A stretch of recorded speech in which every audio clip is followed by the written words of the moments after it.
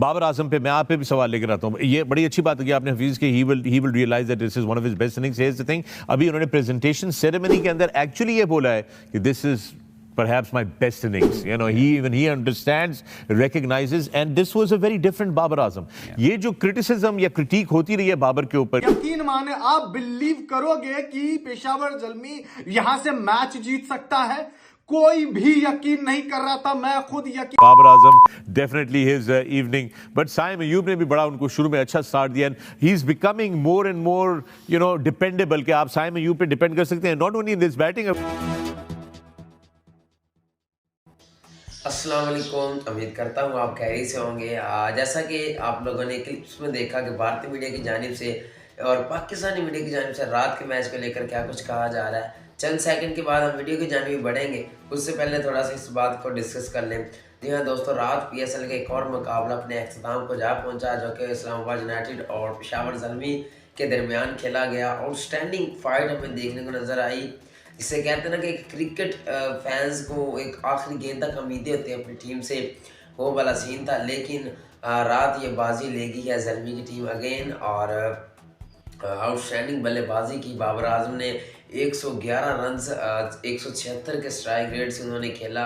Outstanding बल्लेबाजी की उन्होंने और अपनी टीम को मैच जितवाने में एक अहम किरदार अदा ही नहीं किया, बल्कि उन्होंने एक ऐसी तरीके से कप्तानगी की कि आउटस्टैंडिंग राज ज़ल्मी ने पहले जनाब इस्लामाबाद यूनाइटेड ने पहले टॉस जीता, पहले गेंदबाजी करने के लिए गए। ज़ल्मी की टीम मैदान में बल्लेबाजी करने के लिए उतरी, तो साइम अयूब और बाबर आजम ने जारहाना अंदाज से जो है वो टीम को स्टार्ट दिया। तो उसके बाद साइम अयूब आउट हो गए, बैक टू बैक गिरती गई, लेकिन एक तरफ से किंग बाबर आजम डटे रहे और अपनी सलाहियतें दिखाते गए और रन्स बनाते गए, और 111 की इनिंग के लिए 200 प्लस जो है वो ज़ल्मी ने जो है वो कर लिया। और जब इस्लामाबाद की टीम मैदान में उतरी तो काफ़ी अच्छा स्टार्ट मिला, लेकिन उसके बावजूद जो है वो मंदरो और आज़म खान ने आकर जो आउटस्टैंडिंग पावर रेटिंग की, मैच को एक बार तो प्लेट में रखकर वापस ले ही लिया था, लेकिन उसके बावजूद जो लेग स्पिनर है अयूब, उसे 18 ओवर दिया गया और उसने उसी ओवर में जनाब जो है वो 4 विकेट लिए और जो मैच जो है वो ज़ल्मी को जितवा दिया। तो चलें इंडिया की जानिब बढ़ते हैं और देखते हैं कि इंडिया की तरफ से क्या कुछ कहा जा रहा है। बाबर आजम पे मैं आप पे भी सवाल लेकर आता हूँ। ये बड़ी अच्छी बात है आपने हफीज की, he will realise that this is one of his best innings. Here's the thing, अभी उन्होंने प्रेजेंटेशन सेरेमनी के अंदर एक्चुअली ये बोला है कि this is perhaps my best innings. You know, he understands, recognizes, and this was a very different Babar Azam. ये जो criticism या critique होती रही है बाबर के ऊपर कि जी वो पावर प्ले के बाद जो है एक अजीब सी ब्रेकें लग जाती हैं, या वो अपनी 50 के उसमें जोन में आते हैं तो वो लग जाती है। I think today he's shown this is the Babar Azam Pakistan has been dying to see.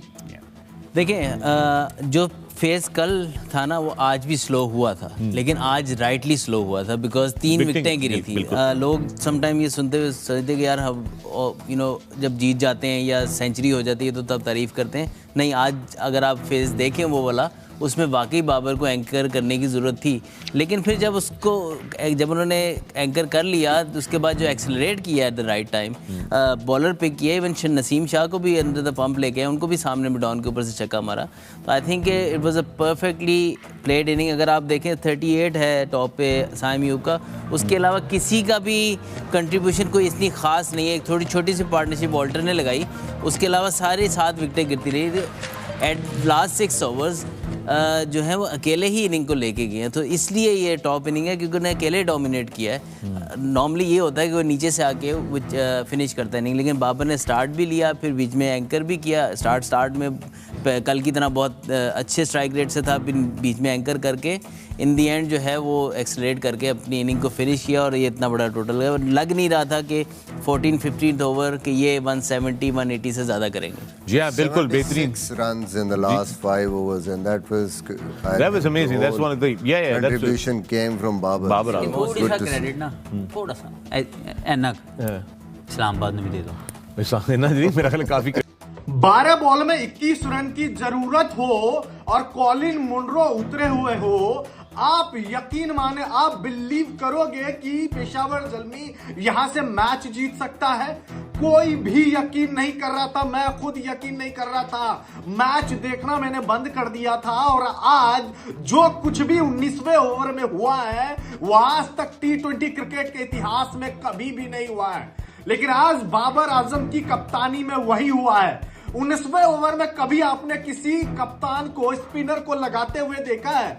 Arif याकूब को 19वां ओवर जब दिया था ना, मैंने माथे पे हाथ रख लिया कि भाई तुम स्पिनर को क्यों दे रहे हो, इसी ओवर में मैच खत्म करवाना है क्या?